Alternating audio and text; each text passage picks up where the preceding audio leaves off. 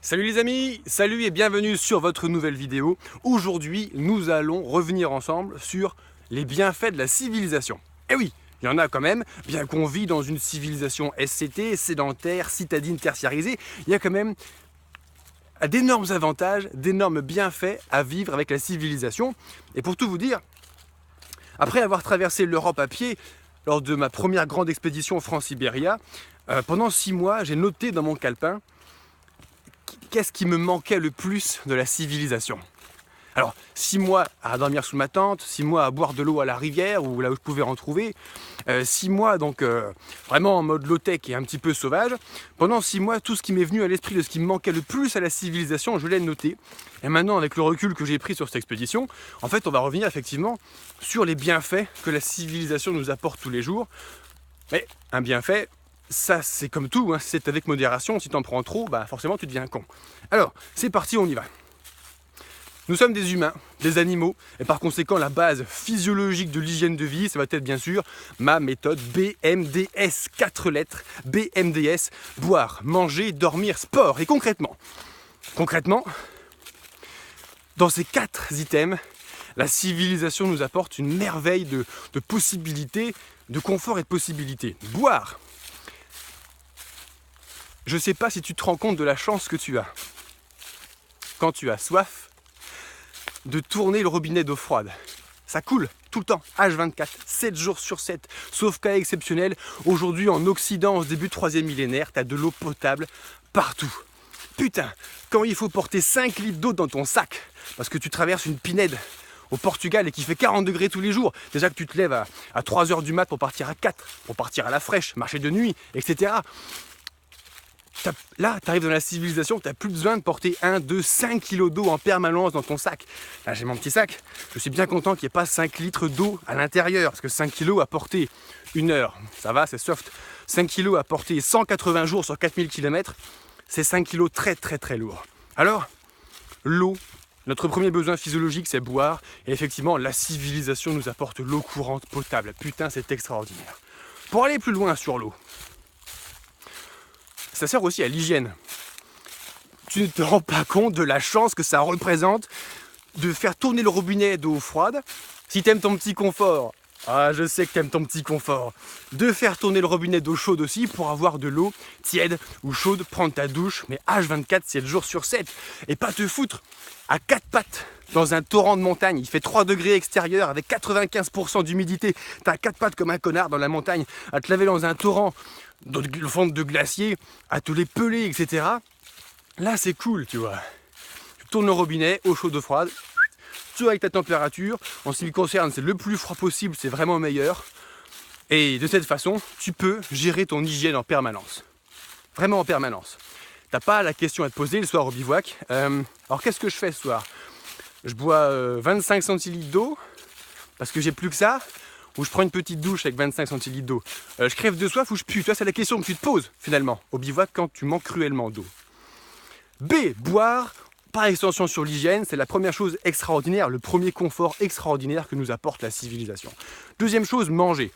Putain, on n'a pas vraiment besoin de porter notre bouffe, il faut toujours en avoir un peu sur soi, j'ai toujours au moins 2000 calories de bouffe sur moi, on ne sait jamais ce qui peut arriver les amis, on ne sait jamais. La voiture en panne, rendez-vous en retard, coupure électrique pendant 3 jours, qu'est-ce que tu fais? Bah moi j'ai ma bouffe, ça me pose pas de problème. Mais quand tout fonctionne bien dans la civilisation, comme 99% du temps, c'est quand même super facile. Du frigo, du congèle, tu cuisines, on a un circuit de distribution extraordinaire entre la production, la logistique, la distribution. Oh regarde, j'allais justement dire les supermarchés. Quand tu t'y connais un peu dans la forêt, là il y a 2 kilos de champignons, de faire une jolie petite omelette. Je ne m'y connais pas encore en champignons, je t'en parle pas plus, mais s'ils se bouffent ceux-là, t'as de quoi faire un bon repas ce soir. Tu as tous les outils pour pouvoir cuisiner rapidement. Si tu te sors un peu de d'où je pense, tu peux manger sain, des fruits, des légumes, si possible bio, si possible locaux, de saison, ça se trouve, il n'y a pas de problème.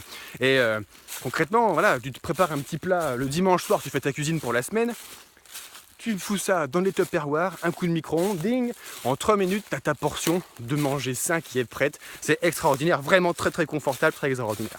B, M, D, le D de dormir. Alors ça, j'en suis un peu moins convaincu, mais c'est une histoire d'adaptation. Parce que j'ai dormi 180 jours en tente, d'affilée. Et en fait, quand je suis revenu à la civilisation, première nuit en lit, c'était nuit blanche, quoi. Mais bon, ça c'est une question d'acclimatation et d'habitude qui a été prise. Mais quand même, il faut le reconnaître, même avec le temps, ça va revenir bien sûr pour moi. Ouais, dormir au chaud, au sec, dans une maison en dur, dans un lit, avec une couverture, oreiller, tout ça, c'est vrai que c'est quand même assez confortable, c'est assez sympa pour passer un moment cool. BMDS, le S de sport. Bon, dans la nature, c'est pas très compliqué. Effectivement, si tu marches 40 km par jour, le sport n'est pas un problème. Tu peux même, si tu aimes bien faire de l'effort, rajouter une petite séance de muscu tous les jours sur tes 40 km. Et là, c'est bon, ça commence à être des journées intéressantes. Dans la civilisation, quand tu habites à la campagne, tu sors de chez toi, tu peux aller marcher, courir, faire du vélo autant que tu veux. Même dans les grosses villes, il y a quand même des bois par-ci par-là, bois de Boulogne, bois de Vincennes à Paris. Pas si loin, vous avez même Fontainebleau, Sénart, Nemours, etc. Quand on veut, on peut. Il faut juste faire un petit peu effectivement d'effort sur le temps de transport nécessairement dans les grosses villes, alors qu'à la campagne, c'est en sortant de chez toi, c'est un peu plus simple.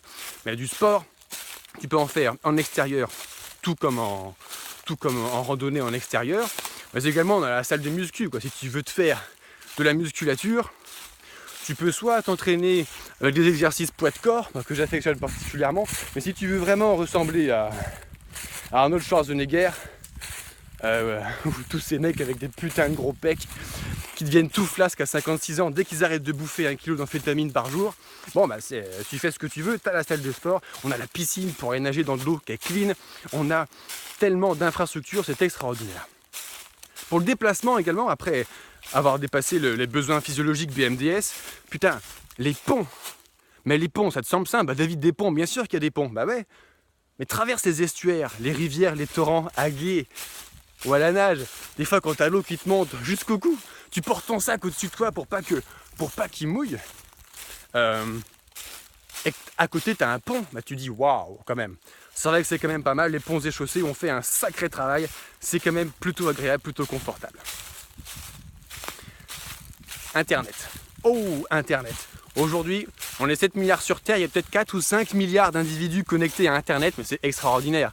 Tu peux rentrer en contact avec n'importe qui sur la planète grâce à Internet. Tu peux partager, si par exemple ta passion c'est la randonnée, l'aventure, tu peux partager ça sur Internet. Si ton truc c'est la photo, tu vas avoir un blog sur les photos, tu apprends à faire des photos très vite. Si ton truc c'est le développement personnel, tu peux trouver les meilleurs coachs qui offrent un énorme contenu gratuit sur Internet.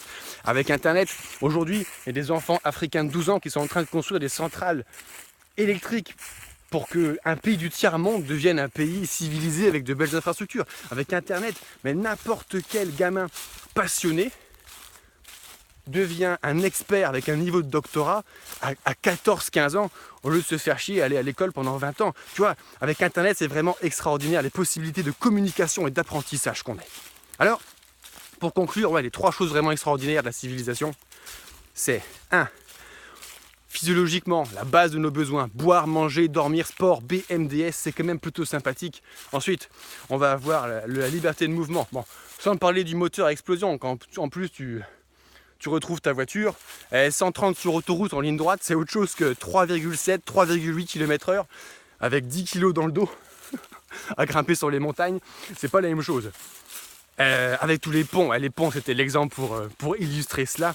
Et puis la troisième chose, Internet, mais qu'est-ce que c'est extraordinaire Internet. Voilà, je vous remercie d'avoir regardé cette vidéo les amis et je vous dis à très bientôt. Salut!